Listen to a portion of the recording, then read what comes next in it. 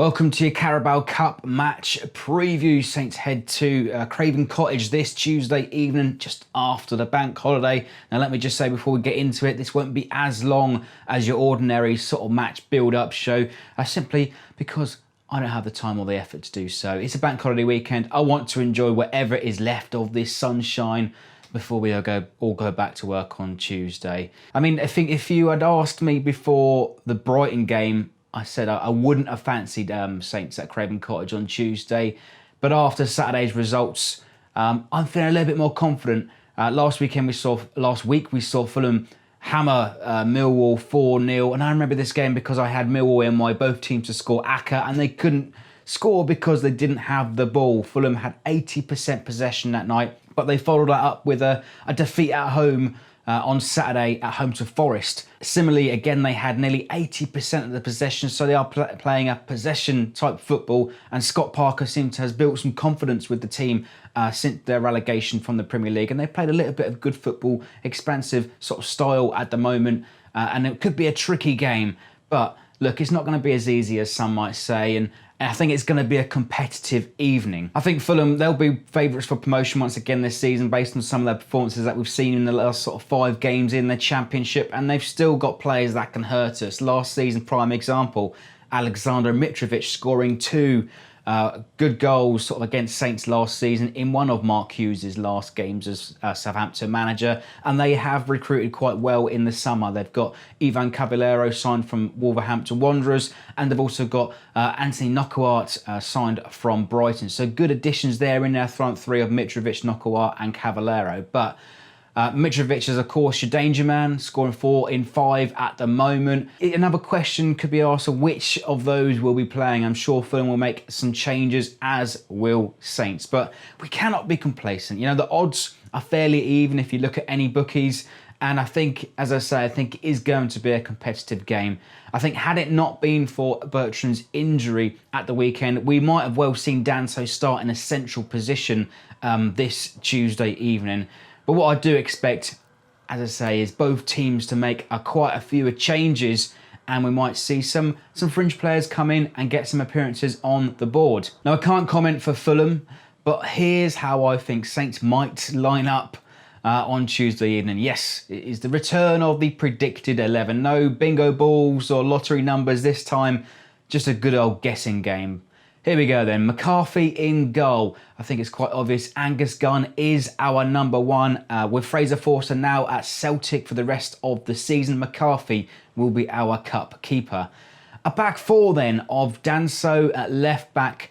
I'm going to go for Yoshida and Stevens with Cedric to start at right back. Now, it appears that we are all in on fullbacks at the moment. Valerie was taken off, I guess, with a precaution after Andoni raked his knee on Saturday afternoon, deserved everything he got, a 3-match ban. But I think Cedric might get a start for the first time this season. I think we might rest Bednarek and Vestergaard. Both of them had excellent games at the weekend. And I think we're going to go for a Kevin Danso on the left once again.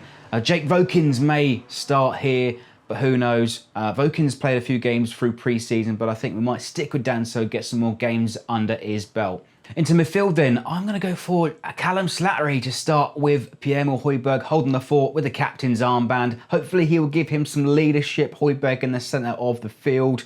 And Slattery, who played a few games in the FA Cup last season against Derby both times, and Slattery has made a few appearances in pre-season, and Ralph seems to like his style of play, and we could see him play on Tuesday night, and a good opportunity for the lad. 2 wingers then of Stuart Armstrong and Sofiane Boufal. Boufal come back from the brink, looks like he's wholly committed to the club now. But Stuart Armstrong, I mean, Ralph could look at the statistics and the performance from last season. Stuart Armstrong scored twice at Craven Cottage last season, and it could be a good opportunity to see him start. Boufal coming off the bench with a wonderful assist for Redmond in the final minutes on Saturday, sending us all home happy in the sunshine. But I think it's a little bit unlucky for Gineppo. Who knows? He might start here, left or right. But I am only speculating here on this predicted 11. Up front then with a 2 of Nathan Redmond and Shane Long. Firstly, Nathan Redmond, he has played here centrally and has looked quite natural in that position, getting into good areas and positions on the field. Prime example at the weekend in a central position, cut back from Buffal to score that goal first of the season. And Shane Long, we haven't seen him this season yet. He's been away from the squad, and we're not sure why he's not been selected, but I think a good opportunity for him to get some minutes, and I'm not sure Danny Ings could be able to play 2 games a week, so we'll see what happens there. Anyway, that is my lineup. Do let me know your team in the comments. Of course, this is only speculation. Who knows? We might see a few other under 23 players on the fringe of this squad, or even start from the beginning at 7:45 on Tuesday. The likes of Kane Ramsey or Dan Nlundulu come to mind here. Now, Saints then will be backed by nearly 2,000 supporters in the away end on Tuesday evening. We'll only be given 2,000 because Craven Cottage are redeveloping their Riverside stand, so all of those tickets have been reallocated elsewhere. There was no possible chance of getting almost that entire end.